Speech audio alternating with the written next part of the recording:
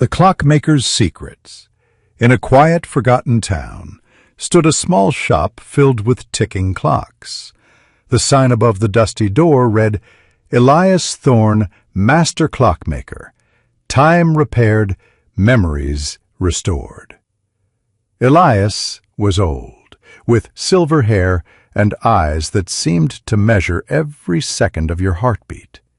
He never left his shop, yet everyone in town came to him, not just for clocks, but for advice, for comfort, and sometimes for forgiveness.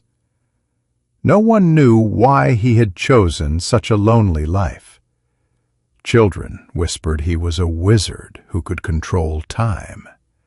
Adults laughed, but even they noticed the clocks inside his shop never struck the same hour twice.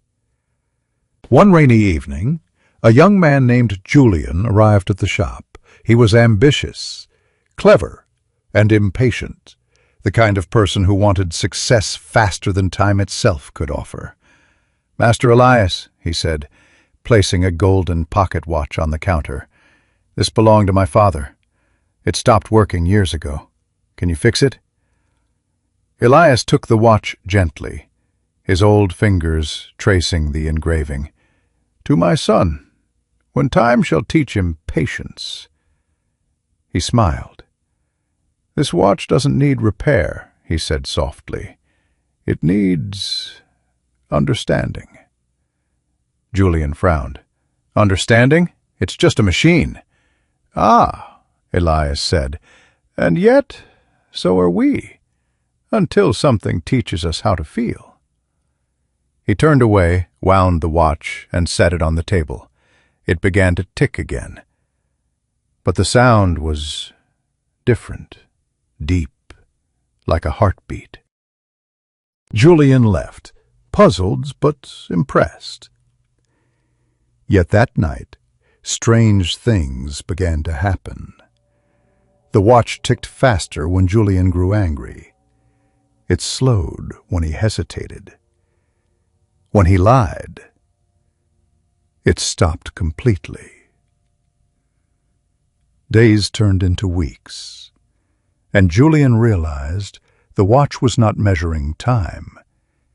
It was measuring him. Whenever he acted with greed or pride, the hands froze. Whenever he acted with kindness, the watch came alive. Terrified and fascinated, Julian returned to the clockmaker.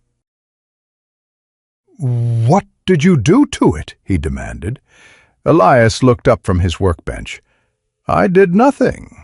Time simply shows us what we are unwilling to see."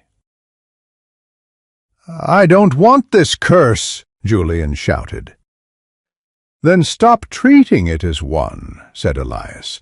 "Time is not your enemy, Julian. It is your mirror." Julian clenched his fists. "Then I'll break the mirror." He threw the watch to the ground. The ticking stopped. The shop fell silent.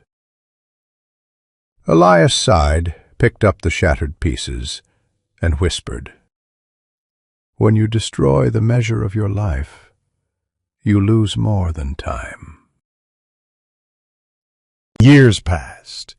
Julian grew older, wealthier, and lonelier. He built a mansion filled with clocks, but none of them worked. Each one reminded him of that day in the shop. One night, unable to sleep, he found himself walking through the old town again. To his surprise, the clockmaker's shop was still there, glowing faintly with golden light. He opened the door. Every clock inside was ticking in perfect harmony, except one. On the counter lay his father's watch, repaired and waiting. Elias was gone. In his place, a small note, greater than, "You cannot control time, Julian, but you can choose how to fill it." The clock is yours again, if you have learned to listen.